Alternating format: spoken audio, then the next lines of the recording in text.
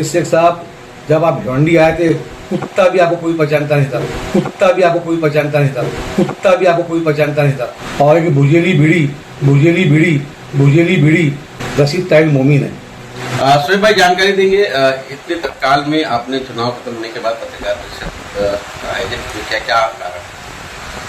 मैं भिवंडी शहर मतदाताओं का और भिवंडी लोकसभा के मतदाताओं का राष्ट्रवादी कांग्रेस पार्टी की तरफ से और हमारी तरफ से तहे दिल से वोटरों का शुक्रिया अदा करता हूँ। ये पहली बार मैंने अपने होश में देखा है कि वोटर्स खुद से घर से निकले और लंबी लाइन लगा के इतनी गर्मी में वोट डाला। ये बहुत बड़ी बात है, इसलिए वोटर्स लोगों को सलाम है। और ये इलेक्शन जो पूरा था, ये पब्लिक का इलेक्शन था। सच्चाई ये है, इसमें अगर कोई नेता बोलता है कि मेरे वजह से इतना वोटिंग का परसेंटेज बढ़ा, या कोई समाज सेवक बोलता है, या कोई नगर सेवक बोलता है, तो या कोई आमदार बोलता है, बिल्कुल गलत बात है। ये शुरू से ही जिस दिन से मामा का नाम डिक्लेयर हुआ, उस दिन से भिवंडी शहर के लोगों ने एक दिल में थाम लिया था कि बालिया मामा को जिताना है और इंडिया गठबंधन के जो कैंडिडेट उम्मीदवार हैं हमारे बालिया मामा, उनको ही वोट देना है। और इसके अंदर बहुत ही अच्छे ढंग से इलेक्शन हुआ और मैं सलाम करता हूँ भिवंडी की जनता का कि भिवंडी की जनता ने ये इलेक्शन अपने आंख पे लेकर इतनी अच्छी वोटिंग करवाई, बहुत खुशी की बात है। लेकिन दोस्तों और साथियों, ये वोटिंग और परसेंटेज और बढ़ सकती थी, लेकिन इसके अंदर हमारे इंडिया गठबंधन के लोग ही बदमाशी करते थे, हमेशा बार बार परेशान कर रहे थे। उनका नाम एक आमदार रईस शेख है और एक भुजेली बीड़ी रशीद ताइल मोमिन है। ये दोनों ने पूरे इलेक्शन में माहौल ख़राब करके रखा और बार बार हैरान करने की कोशिश किया हमारे कैंडिडेट को, और हमें डिस्टर्ब करने की कोशिश किया। मैं सबसे पहले तो रईस शेख साहब को कहना चाहूँगा और रशीद ताइल, दोनों ने ये कहा था 2 मई के फॉर्म भरने के बाद, जब फॉर्म भर चुके हैं, इलेक्शन चालू हो चुका है, उसके बाद इनको स्टेज पे खड़े होकर ये जुमला नहीं बोलना चाहिए था कि यहाँ पर हम पेट पर पत्थर रख कर, जिसका कोई जनाधार नहीं है, उसको भी कंधे पर लेकर चल रहे हैं। और ये रईस शेख ने ये कहा। इसी तरीके से रशीद ताइल मोमिन ने भी यही इशारा दिया कि राष्ट्रवादी पार्टी का यहाँ पे क्या है, तो भी हमको मजबूरन काम करना पड़ रहा है। तो उनको मैं बताना चाहता हूँ, रईस शेख साहब, जब आप भिवंडी आए थे, कुत्ता भी आपको कोई पहचानता नहीं था। लेकिन दोस्तों और साथियों, ये वोटिंग और परसेंटेज और बढ़ सकती थी, लेकिन इसके अंदर हमारे इंडिया गठबंधन के लोग ही बदमाशी करते थे, हमेशा बार बार परेशान कर रहे थे। उनका नाम एक आमदार रईस शेख है और एक भुजेली बीड़ी रशीद ताइल मोमिन है। ये दोनों ने पूरे इलेक्शन में माहौल ख़राब करके रखा और बार बार हैरान करने की कोशिश किया हमारे कैंडिडेट को, और हमें डिस्टर्ब करने की कोशिश किया। मैं सबसे पहले तो रईस शेख साहब को कहना चाहूँगा और रशीद ताइल, दोनों ने ये कहा था 2 मई के फॉर्म भरने के बाद, जब फॉर्म भर चुके हैं, इलेक्शन चालू हो चुका है, उसके बाद इनको स्टेज पे खड़े होकर ये जुमला नहीं बोलना चाहिए था कि यहाँ पर हम पेट पर पत्थर रख कर, जिसका कोई जनाधार नहीं है, उसको भी कंधे पर लेकर चल रहे हैं। और ये रईस शेख ने ये कहा। इसी तरीके से रशीद ताइल मोमिन ने भी यही इशारा दिया कि राष्ट्रवादी पार्टी का यहाँ पे क्या है, तो भी हमको मजबूरन काम करना पड़ रहा है। तो उनको मैं बताना चाहता हूँ, रईस शेख साहब, जब आप भिवंडी आए थे, कुत्ता भी आपको कोई पहचानता नहीं था, लेकिन यहाँ आने के बाद यही भिवंडी की जनता ने आपको प्यार दिया और भिवंडी की जनता ने आपको, जो आज जनाधार की बात कर रहे हो, ये जनाधार जो आपको मिली है, ये भिवंडी की जनता से मिली है। और दूसरी चीज़, मामा को लोग यहाँ जानते हैं। पिछले 5 साल पहले उनको टिकट मिलने वाला था, कांग्रेस ने गलती की, टिकट नहीं दिया। उस दिन से लोग इंतजार कर रहे थे कि मामा टिकट लाएगा, उसका काम करेंगे। मामा के साथ जनता पहले से थी और मामा राष्ट्रवादी पार्टी के हैं। और भिवंडी शहर के अंदर अल्हम्दुलिल्लाह जनाधार भिवंडी का अल्लाह का एहसान है। आज पश्चिम पूर्व में दोनों तरफ नगर सेवक है और आज संगठन मजबूत है हमारा।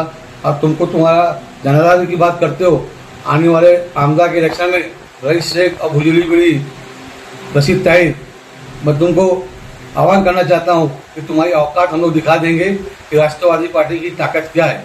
अल्लाह का शुक्र है, सबसे बड़ी बात है राष्ट्रवादी पार्टी अपने बल पे नहीं है।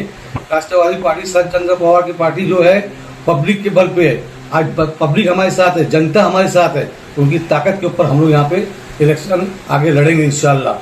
दूसरी चीज़ ये है कि आपने देखा होगा, आवाम से कहना चाहूँगा कि जिस तरीके से रईस शेख ने शुरुआत की गलत जुमला इस्तेमाल करना, उसके बाद आपस में रंजिश पैदा करना, उसके बाद आप देखिए उनकी पार्टी में वो इस्तीफा दे दिए। ये सब जो नौटंकी थी ये अच्छी बात नहीं है। आखिर के 6 दिन वो गायब हो गए थे, दिखाई दिए नहीं, फिर उनको क्या नाम मना के लाना पड़ा। 4 बार वो मैदान छोड़ के भाग चुके थे, 4 बार वो समझा के लाना पड़ा कि भाई आप काम करो, आप काम करो। और इसी तरह रशीद ताई का भी यही नाटक था। हमने जितेंद्र आवाज साहब से और बाला मामा से कहा कि हम तीनों को बैठाओ और चौथा रुपेश माथे साहब को बैठाओ, चारों एक साथ अगर हम लोग काम करेंगे, काम करने में बहुत आसानी होगी। लेकिन ऐसा नहीं हुआ। मीटिंग के अंदर मैंने ये बात भी रखी कि आपसी जो भी रंजिश है वो दूर किया जाए और उसको बाजू में रखिए और हम सब मिल के एकजुट होकर इंडिया गाड़ी के लिए काम किया जाए, ताकि चुन के आने के बाद ये पूरे भिवंडी शहर का विकास हो सकता है, भिवंडी लोकसभा का विकास हो सकता है। लेकिन उसके अंदर तानाशाही जो एटीट्यूड बहुत ही गलत दोनों का था। ये दोनों मिले हुए थे, रईस शेख और अपना रशीद ताई, ये दोनों ग्रुप बनाए थे। रशीद ताई बोलता है कि वेस्ट में शोएब गुड्डू को नहीं आने का, मैं अकेला वेस्ट देखूंगा। रईस शेख बोलते हैं ईस्ट में शोएब गुड्डू नहीं आएगा, मैं अकेला ईस्ट देखूंगा। दोनों को मुझसे क्या मतलब अल्लाह का एहसान है कि आज अल्लाह ताला मुझे इतना ताकतवर बनाया है कि ये दोनों को घबराहट नहीं मेरे आने से। अभी दोनों ने इलेक्शन के अंदर, मैं आप लोग बताना चाहता हूँ कि अपना अपना इलेक्शन आमदा की तैयारी कर रहे थे, इसलिए शोएब गुड्डू नहीं चलेगा, वो नहीं चलेगा। अरे हम सब मिलकर इलेक्शन करते, शोएब हो सकता है राष्ट्रवादी आमदा का इलेक्शन आगे नहीं भी लड़े, टिकट जिसको मिलेगा, जिसको जो पार्टी को ये सीट जाएगी उसका हम काम करते। लेकिन इन्होंने ऐसा कोई हरकत जो हरकत की है, बहुत ही घिनौना हरकत की है। रईस शेख को मैं बताना चाहता हूँ कि यहाँ के जो गली के जो कुत्ते होते वो भी तुमको पहचान गए हैं कि तुम कितने बड़े ठेकारू हो, कितने बड़े ड्रामाबाज हो और कितने बड़े नौटंकीबाज हो। ये सब नौटंकी बंद करो। जो एक्टिंग सब जो चली पूरे इलेक्शन के अंदर वो अच्छी बात नहीं है। दोनों जगह झंडा आप देख लीजिए। रईस शेख की कन्विंसिंग क्या रही, एक बाइक रैली निकाली, एक स्टेज प्रोग्राम किया और 2-3 जगह उन्होंने ग्राउंड लेवल पे रोड पे इन्होंने अपना पद यात्रा की। उसके अंदर इन्होंने ये आप देख लीजिए उनकी वीडियो, कहीं पे भी तुतारी का झंडा आपको 2-4 मिलेगा मिलता जुलता, और पूरा समाजवादी का झंडा लेके ये लोग पूरा प्रचार कर रहे थे। वो अपना इलेक्शन पैसा मामा का और रईस शेख और अपना रशीद ताई दोनों अपनी रोटी सेक रहे थे। ये जो हुआ है अच्छा नहीं हुआ। अगर हम चारों मिल के एक प्लेटफॉर्म पे मिलकर काम किए होते, हो सकता है कि आज वोटिंग ऑफ परसेंटेज और बड़ा होता। और हमारी कोशिश यही थी कि वोटिंग ऑफ परसेंटेज बढ़ाई जाए। और रशीद ताई तो गायब ही थे। रशीद ताई जिस तरीके से कन्विंसिंग की आप लोगों ने देखा ही होगा कि किस तरह कन्विंसिंग किया। उनकी टीम, सबसे बड़ी बात है रईस शेख के पास उनकी टीम में से आधे से ज्यादा गलत काम मतलब दूसरी पार्टी को काम कर रहे थे। लेकिन तो वो आसिम आजमी साहब का मैं शुक्रिया अदा करता हूँ कि ईस्ट और वेस्ट में जो भी आसिम भाई ने सबको बोला कि सब लोग दिल लगा के इंडिया गठबंधन का काम करो, बालिया मामा का काम करो, तो आसिम भाई की देन है कि एक काम हुआ। नहीं तो रईस शेख और रशीद ताई, मुझे जो लगता है इनका सेटअप कुछ और था, ये कहीं और से चल रहे थे, लेकिन ये चल इसलिए नहीं पाए कि पब्लिक खुद रोड पे उतर गई थी और पब्लिक ने ये इलेक्शन अपने आंख पे ले लिया था। अगर पब्लिक आंख पे इलेक्शन नहीं ली होती तो रईस शेख और रशीद ताई खुल के हो सकता है बगावत करके हमारे खिलाफ काम करते। और रशीद ताई मतलब खुला समझ में आता, उसके जिंदगी भर उसका इतिहास है गद्दारी करने का। आप उठा के देख लीजिए, कोई भी इलेक्शन हो रशीद ताई का, हमेशा इलेक्शन में उसने गद्दारी किया है। पिछली मरतबा मैं कांग्रेस से लड़ा था, कांग्रेस का रशीद ताई भी था, मुझसे पैसा भी लिया लड़ने उसके बाद उसने काम भी नहीं किया, खुलेआम MIM का काम किया। ऐसे गद्दारों का क्या म्यार हो सकता है।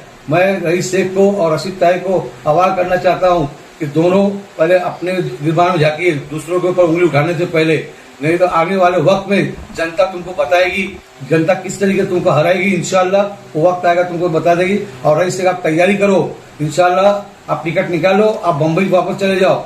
अब आपकी चलने वाली जनता सब समझ गई है आप कितना काम किए, कितना काम नहीं किया। सीमेंटेड रोड भी जो बना है वो आपकी कोई देन नहीं है। और कितना वो ये सब जो चल रहा है ये ठीक नहीं है। बहरहाल मैं जनता से इतना कहना चाहूँगा, आप लोग का बहुत बहुत शुक्रिया। आज आप लोगों के वजह से इंशाल्लाह अल्लाह के साथ इज्जत बचेगी और वालिया मामा इंशाल्लाह चुन के आएंगे, ये अल्लाह की वजह से मुझे पूरी उम्मीद है। बस कि जनता अगर इस तरीके से रोड पे उतर जावे तो कोई नोटा अपना कोई भी नेता कर पाएगा। और ये नेता बचे करने से इनमें सबसे बड़ा रोल जो रहा है वो है हमारी जनता का। जनता को मैं सलाम करता हूँ। खुदा हाफिज, जय हिंद, जय माता। दूसरी गुप्ता जी, जो आपने मुझसे बात पूछी कि आप इलेक्शन होने के एक दिन बाद प्रेस कॉन्फ्रेंस दे रहे, उसकी वजह ये है उस टाइम इलेक्शन का माहौल चल रहा था और मैंने बहुत दब के इलेक्शन में पहली बार ऐसा हुआ है कि मैं बहुत दबा, इसलिए कि मेरी पार्टी का कैंडिडेट था और मैंने तो इतना दबने वालों में से नहीं हूँ। अब ये दबा के बताना समझ में आ जाएगा और पब्लिक को बताना भी जरूरी था। और उस वक्त मैं कुछ बोलता तो मामला कुछ नुकसान हो सकता था इंडिया अलायंस का। उस वक्त मैंने बताना सही नहीं समझा, इसलिए मैं 20 दिन 25 दिन मीडिया पे कोई कॉन्फ्रेंस नहीं ली और ना मैं इंटरव्यू दिया, ताकि हो सकता है मेरे मुँह से कुछ ना गलत निकल जाए। अब जो सच्चाई थी, वो दिल की बात जो थी मुझे पब्लिक तक लानी थी, वो मैंने बताई।